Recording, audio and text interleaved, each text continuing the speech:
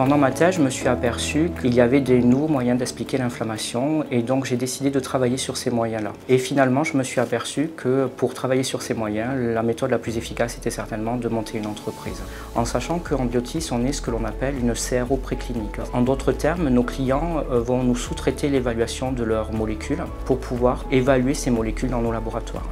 Et nous abordons cette mission justement au travers de notre activité unique au niveau mondial, qui est la mesure justement de ces molécules d'arrêt de la réponse inflammatoire.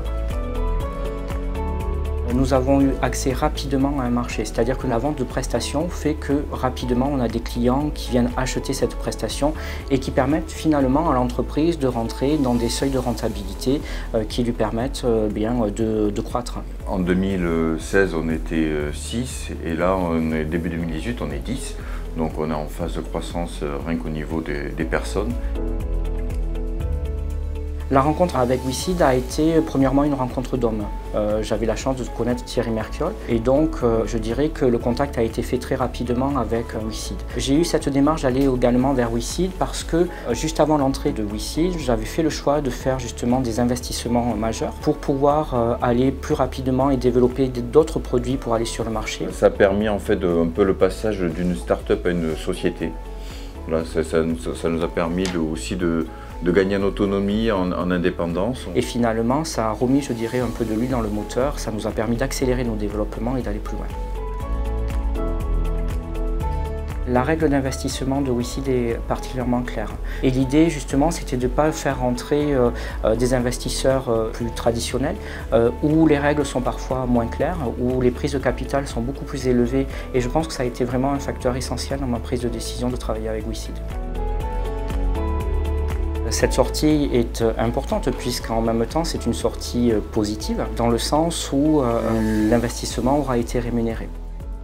On voit la sortie, mais peut-être qu'on voit également l'entrée plus tard à nouveau de WeSeed sur d'autres projets de développement. Et je pense que finalement, on serait vraiment là dans une boucle de succès positif finalement. Un accompagnement pendant un certain temps qui permet à la société de grandir, de développer de nouveaux projets, ce qui peut présenter également pour les WeSeeders de nouvelles perspectives d'investissement.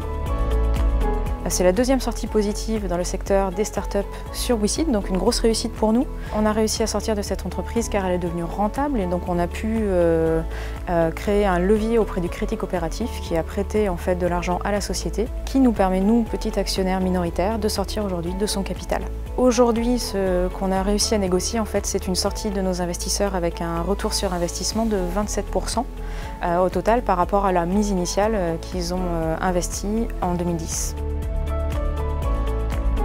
La biotech, c'est le troisième secteur d'investissement sur WeSeed aujourd'hui. On a une communauté qui est vraiment en mesure de pouvoir se positionner sur ce secteur d'activité qui est assez complexe et risqué. Ça représente 17% des investissements totaux sur la plateforme.